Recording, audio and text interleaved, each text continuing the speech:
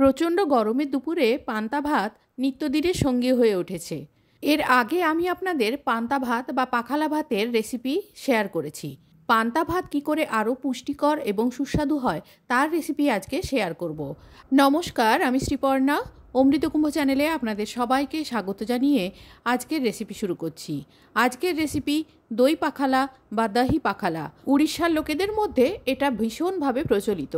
আমরা বাঙালিরা শুধুমাত্র পান্তাটাই খাই, কিন্তু এইভাবে একবার দহি পাখালা করে খাবেন, খুবই ভালো লাগবে। দহি পাখালার সঙ্গে আছে ঢ্যাঁড়স ভাজা, কলমি শাক ভাজা, পেঁয়াজ লঙ্কা দিয়ে চিংড়ি মাছ মাখা, আলু পটল কুমড়ো সয়াবিনের তরকারি, আলু সেদ্ধ, বড়ি গুঁড়ো, কাঁচা পেঁয়াজ, কাঁচা লঙ্কা, লেবু আর শুকনো লঙ্কা ভাজা, আর একটা মাছ ভাজা। আর আছে এদিকে দহি পাখালা। দুপুরে পান্তা ভাত বা পাখালা খাওয়ার জন্য আগের দিন রাত্রে ভাতকে জল দিয়ে ভিজিয়ে রেখে দিচ্ছি। ভাত রান্নার পরে ঠান্ডা করে জলটা দিতে হবে, গরম ভাতে জল দেওয়া চলবে না। জলটা এমনভাবে দিতে হবে সমস্ত ভাত যেন জলের মধ্যে ডুবে থাকে। এবারে ঢাকা দিয়ে এটা আমি ফ্রিজের মধ্যে রেখে দিচ্ছি। পাখালায় কলমি শাক ভাজা আছে। আমি আমার ছাদ বাগানের টব থেকে কিছু কলমি শাক তুলে এনেছি। শাকগুলো ভালো করে বেছে নিয়ে জল পাল্টে পাল্টে ধুয়ে নেব। তারপরে এগুলোকে খুব ছোট ছোট করে কুচিয়ে নেব। এইভাবে ছোট ছোট করে কুচিয়ে একটা পাত্রে নিয়ে নিয়েছি। এই পাত্রেই আমি শাকগুলো সেদ্ধ করে নেব। সেজন্য দিয়ে দিচ্ছি এর মধ্যে খুব সামান্য পরিমাণ নুন, দিয়ে দিচ্ছি গুঁড়ো হলুদ। খুব অল্প পরিমাণ জল দিয়ে নুন হলুদটা ভালো করে শাকের সাথে মিশিয়ে নিয়ে সেদ্ধ করতে বসিয়ে দিচ্ছি। গ্যাসে বসানোর পর শাক থেকে জল বার হতে শুরু করবে আর শাকটাও কমে আসবে পরিমাণে। মিনিট খানেক পর দেখাচ্ছি শাক থেকে কীরকম জল বের হচ্ছে। এই জলেই শাকটা সেদ্ধ হয়ে যাবে। এই জলটা শুকনো হওয়া পর্যন্ত আর শাক সেদ্ধ হওয়া পর্যন্ত আমি গ্যাসে বসিয়ে রাখবো। যদি শাক সেদ্ধ না হয় অথচ জলটা শুকিয়ে যায়, খুব সামান্য পরিমাণ জল দিয়ে দেবেন। এই দেখুন, এই পর্যায়ে আমার শাকটা একেবারে সেদ্ধ হয়ে গেছে আর জলটাও একেবারে নেই। এদিকে শাক সেদ্ধ করতে দিয়ে অপর গ্যাসে বসিয়ে দিয়েছি জল। জলটা ফুটে উঠেছে। এবারে দিয়ে দিচ্ছি এর মধ্যে 2 কাপ সয়াবিন। শাকটা সেদ্ধ হয়ে গেছে, শাকের গ্যাসটা অফ করে দিয়েছি আর সয়াবিনটা এখানে বসিয়েছি। শাক সেদ্ধ হতে হতে কয়েকটা ঢ্যাঁড়স আমি ধুয়ে জল ঝরানোর জন্য রেখেছি। এগুলো আমি ভাজার জন্য কেটে নেব। আর কিছু চিংড়ি মাছ নুন হলুদ মাখিয়ে একটা বাটিতে করে রেখেছি। শাক সেদ্ধ হতে হতে এই কাজগুলো করে রেখেছি। এবারে গ্যাস অফ করে সয়াবিনটা ঢাকা দিয়ে চলে যাচ্ছি কিছু সবজি কাটতে। গোটা 6 পটল, 2টো আলু আর 1 ফালি কুমড়ো নিয়েছি। এগুলোকে আমি কেটে নেব। গ্যাসে একটা কড়াই বসিয়ে সর্ষের তেল গরম করে তাতে 3 পিস কাতলা মাছ নুন হলুদ মাখিয়ে ভাজা তুলে দিয়েছি। মাছগুলো উল্টে পাল্টে খুব লাল লাল করে ভেজে নিয়ে নামিয়ে রাখছি। কাতলা মাছ ভেজে নেওয়ার পর ওই কড়াইতে আরও একটু তেল দিয়ে তেলটা বেশ গরম হলে দিয়ে দিচ্ছি এর মধ্যে নুন হলুদ মাখানো চিংড়ি মাছগুলো। চিংড়ি মাছ ভাজার সময় গ্যাসের ফ্লেম মিডিয়াম টু হাই রাখতে হবে। নাড়াচাড়া করে চিংড়ি মাছগুলো ভালো করে ভেজে নিচ্ছি। চিংড়ি মাছগুলো ভাজা হয়ে গেলে চিংড়ি মাছগুলো তুলে নিচ্ছি। কড়াইতে আরও একটু সর্ষের তেল দিয়ে তেলটা গরম হলে একটা শুকনো লঙ্কা ভেজে নেব। ভাজা লঙ্কাটা তুলে নিয়ে কয়েকটা বড়ি এর মধ্যে ভেজে নেব। তেলের মধ্যে নাড়াচাড়া করে বড়িগুলো ভেজে নিচ্ছি। এরকম সোনালি রং হয়ে গেলে বড়িগুলো তুলে রেখে দিচ্ছি। ভাজা বড়িগুলো তুলে রেখে ওই কড়াইতেই আর একটু তেল দিয়ে তেলটা গরম হলে 7-8 কোয়া রসুন কুচিয়ে দিয়ে দিলাম। রসুনগুলো হালকা ভেজে নিয়ে দিয়ে দিচ্ছি কিছু কুচনো পেঁয়াজ। এখানে একটা মিডিয়াম সাইজের পেঁয়াজ আমি কুচিয়ে নিয়েছি। খুন্তি দিয়ে নাড়াচাড়া করে পেঁয়াজ আর রসুনটা ভেজে নেব। পেঁয়াজ আর রসুন কড়া করে ভাজা হবে না, হালকা সোনালি রং ধরলে এর মধ্যে দিয়ে দিচ্ছি কিছুটা চিলি ফ্লেক্স। পেঁয়াজ, রসুন আর লঙ্কা 1 মিনিট মতো নাড়াচাড়া করে নেব। পেঁয়াজ, রসুন আর লঙ্কাগুলো যখন ভাজা হয়ে খুব সুন্দর একটা গন্ধ বেরোবে তখন দিয়ে দিচ্ছি এর মধ্যে সেদ্ধ করে রাখা কলমি শাকগুলো। সমস্ত কলমি শাক দিয়ে নাড়াচাড়া করে ভালো করে ভাজতে থাকবো। মিনিট 2 ভেজে নেওয়ার পর এটা রেডি হয়ে যাবে। তখন নামিয়ে কড়াটা পরিষ্কার করে নেব। দেখুন, এই পর্যায়ে কলমি শাকগুলো একেবারে ভাজা হয়ে গেছে। পেঁয়াজগুলো কিন্তু একেবারে কালো হয়নি, হালকা গোলাপি আছে। এই রকমভাবে কলমি শাক ভাজা করলে এর স্বাদ অনেক গুণ বেড়ে যায়। এই রকমভাবে কলমি শাকগুলো ভাজা করে তুলে রেখে দেওয়ার পর কড়াইতে বসিয়ে দিচ্ছি আর একটু সর্ষের তেল। যে ভাজাগুলো রেডি হয়ে গেছে সেগুলো একবার আপনাদের দেখাচ্ছি। চিংড়ি মাছ ভাজা, কলমি শাক ভাজা, বড়ি ভাজা, শুকনো লঙ্কা ভাজা আর মাছ ভাজা। এইগুলো এইখানে প্লেটে রেখেছি। আর ওদিকে কড়াইতে তেলটাও গরম হয়ে গেছে। তেলে দিয়ে দিচ্ছি 1 চামচ কালো জিরে। কালো জিরে ভাজা হলে কেটে রাখা ঢ্যাঁড়সগুলো দিয়ে দিলাম। ধুয়ে রাখা যে ঢ্যাঁড়সগুলো দেখিয়েছিলাম সেগুলোর মাথা আর পেছনটা বাদ দিয়ে প্রত্যেকটা ঢ্যাঁড়সকে ছোট ছোট টুকরোতে কেটে নিয়েছি। এবারে এই ঢ্যাঁড়সগুলো তেলের মধ্যে ভালো করে মিশিয়ে নিয়ে নাড়াচাড়া করছি। আর যেগুলো জোড়া জোড়া আছে সেগুলোকে একটু খুন্তি দিয়ে নেড়ে চেড়ে ভেঙে ভেঙে দিচ্ছি। ঢ্যাঁড়সগুলো কাটার পরেও ঢ্যাঁড়সের আঠা থাকার জন্য একে অপরের সাথে জুড়ে থাকে, তাই খুন্তি দিয়ে নাড়াচাড়া করে এগুলোকে আলাদা আলাদা করে দিলাম। তেলের সাথে মেশাতে মেশাতে এগুলোকে আলাদা করে নিলাম। এবারে খানিকক্ষণ নাড়াচাড়া করে ভেজে নেওয়ার পর যখন আঠা চলে যাবে তখন পরিমাণ মতো নুন আর হলুদ দিয়ে দিলাম। নুন হলুদটা ভালো করে মিশিয়ে নিয়ে নাড়াচাড়া করে ভাজতে থাকবো। মিনিট খানেক ভেজে নিয়ে ঢ্যাঁড়সগুলো আমি নামিয়ে নিচ্ছি। ঢ্যাঁড়সগুলো নাড়াচাড়া করে যখন এরকম ভাজা হয়ে যাবে প্লেটের মধ্যে নামিয়ে রেখে দিচ্ছি। আর ওই কড়াইটাই বসিয়ে দিলাম। যেহেতু কড়াটা পরিষ্কার আছে ওই কড়াইটাই বসিয়ে দিয়ে দিয়েছি 2 চামচ সর্ষের তেল। তেলটা গরম হয়ে গেলে দিয়ে দিচ্ছি এর মধ্যে 1 চামচ কালো জিরে।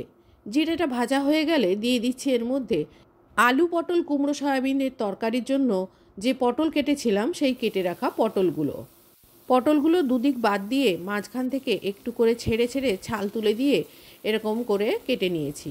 প্রত্যেকটা পটল একই সাইজ করে কেটেছি। কোনো পটলটা 2 টুকরো করতে হয়েছে, কোনোটা বা 3 টুকরো করতে হয়েছে।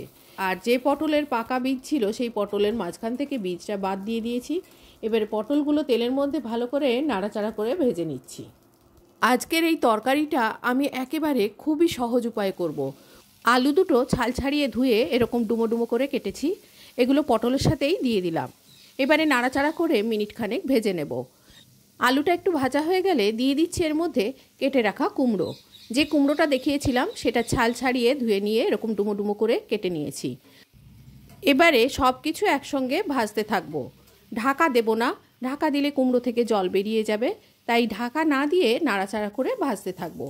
কিছুক্ষণ ভেজে নেওয়ার পর যখন কুমড়োর গায়ে ছ্যাঁকা লেগে যাবে, কুমড়োটা খানিকটা ভাজা হয়ে যাবে, তখন এইটা পুরোপুরি কষানো হয়ে যাবে। মিনিট 5-6 কষানোর পরে দেখুন এরকম কুমড়োগুলো একটু ভাজা ভাজা হয়ে গেছে। এই সময় দিয়ে দিচ্ছি থেতো করা আদা এখানে 1 চামচ আছে। আদাটা দেওয়ার পরে ভালো করে কষিয়ে নিচ্ছি। আমি একেবারেই রান্নাটা করছি কোনো রকম ভেজে রেখে তুলে বা আগে মশলা কষিয়ে এরকম করে করছি না, খুব শর্টকাট প্রসেসে আমি রান্নাটা করছি। এবারে কিছু কুচনো কাঁচা লঙ্কা দিয়ে দিচ্ছি। আপনারা চাইলে গুঁড়ো লঙ্কা ব্যবহার করতে পারেন। আমি যেভাবে রান্নাটা করছি এতে সময়টা অনেক কম লাগে। এবারে দিয়ে দিচ্ছি এর মধ্যে টমেটো কুচি। এখানে আমি একটা মিডিয়াম সাইজের টমেটো কয়েক টুকরো করে নিয়েছি। টমেটো কুচি দেওয়ার পরে দিয়ে দিচ্ছি পরিমাণ মতো নুন আর দিয়ে দিচ্ছি পরিমাণ মতো হলুদ। আদা টমেটো কাঁচা লঙ্কার সাথে সবজিগুলো ভালো করে মিশিয়ে নিচ্ছি। নুন দেওয়ার ফলে সবজি থেকে জল বের হতে থাকবে, আর এই সময় যদি ঢাকা দিয়ে রান্না করি সবজিটা সেদ্ধ হতে থাকবে। আমি এখানে ধনে গুঁড়ো জিরে গুঁড়ো কোনো গুঁড়ো মশলা ব্যবহার করলাম না। তরকারিটা রান্না হয়ে গেলে নামানোর আগে একটা বিশেষ মশলা ব্যবহার করব। ওপরের ডান দিকের আই বাটনটা ক্লিক করলে সেই মশলার রেসিপির লিঙ্কটা পেয়ে যাবেন। আপনারা যদি চান লিঙ্কটা ক্লিক করে দেখে নিতে পারেন। সবজিগুলো আর একটুক্ষণ কষিয়ে নিয়ে দিয়ে দিচ্ছি এর মধ্যে অল্প পরিমাণ জল। সেদ্ধ করে রাখা সয়াবিনগুলো ধুয়ে নিংড়ে নিয়েছি, সেই সয়াবিনগুলো এর মধ্যে দিয়ে দিচ্ছি। এবারে সব কিছু একসাথে খুব ভালো করে মিশিয়ে নিচ্ছি। তারপর ঢাকা দিয়ে এটা পুরোপুরি সেদ্ধ হওয়া পর্যন্ত রান্না করে নেব। জলটা পুরোপুরি শুকিয়ে গেছে আর তরকারিটাও সেদ্ধ হয়ে গেছে। যদি তরকারি সেদ্ধ না হয় আর জলটা শুকিয়ে যায় তাহলে অল্প জল ব্যবহার করে নেবেন। তরকারি সেদ্ধ হয়ে যাওয়ার পর এবারে দিয়ে দিচ্ছি সেই বিশেষ মশলা। এই মশলার জন্য আমি ধনে গুঁড়ো বা জিরে গুঁড়ো ব্যবহার করিনি। এই মশলাটা ভালো করে মিশিয়ে নিয়ে ঢাকা দিয়ে বন্ধ করে দিচ্ছি গ্যাসটা। তরকারিটা নামিয়ে রেখে এবারে পাখালাটা রেডি করে নিচ্ছি। দই পাখালার জন্য আমি রেডি করে নিচ্ছি 2টো কারি পাতার স্টিক, একটা শুকনো লঙ্কা আর 1 চামচের একটু কম কালো সর্ষে। গ্যাসে কড়াই বসিয়ে দিয়ে দিয়েছি সর্ষের তেল 2 চামচ। তেলটা গরম হয়ে গেলে কারি পাতা স্টিক থেকে পাতাগুলো আর শুকনো লঙ্কার বোটাটা ছিঁড়ে নিয়েছি আর সর্ষে সব কিছু এই তেলের মধ্যে দিয়ে দিচ্ছি। শুকনো লঙ্কা কারি পাতা আর সর্ষেটা ভাজা করে গ্যাসটা অফ করে দিচ্ছি। খাওয়া শুরু করার 15 মিনিট আগে ফ্রিজ থেকে আগের দিনের ভাতটা বের করে নিয়ে একটা বাটিতে ঢেলে নিয়েছি। ভাতে যে জলটা ছিল সেই জলটাও একই সাথে নিয়ে নিয়েছি। ভাতের এই জলটা কিন্তু ভীষণই উপকারী, তাই জলটা কিন্তু ফেলবেন না। নিয়েছি টক দই। দইয়ের বাটি থেকে 3 টেবিল স্পুন দই ভাতের মধ্যে আমি নিয়ে নিচ্ছি। কারি পাতা, শুকনো লঙ্কা আর সর্ষে ফোড়ন যেটা ভেজে রেখেছিলাম তেলে, সেই তেল সহ ফোড়নটা আমি এর মধ্যে দিয়ে দিলাম। পুরো ফোড়নটা দেওয়ার পরে দিয়ে দিচ্ছি পরিমাণ মতো নুন। এবারে সব কিছু একসাথে খুব ভালো করে মিশিয়ে নিতে হবে। ভালো করে মেশানোর জন্য যদি প্রয়োজন হয় হাত দিয়েও মেশাতে পারেন। ভাতের মধ্যে 2টো লেবুর টুকরো দিয়ে দিচ্ছি। চিংড়ি মাছ ভাজাগুলো একটা বাটিতে নিয়ে নিয়েছি। 2টো কাঁচা লঙ্কা এর মধ্যে নিয়ে নিয়েছি। নিয়ে নিচ্ছি কিছু কুচনো কাঁচা পেঁয়াজ।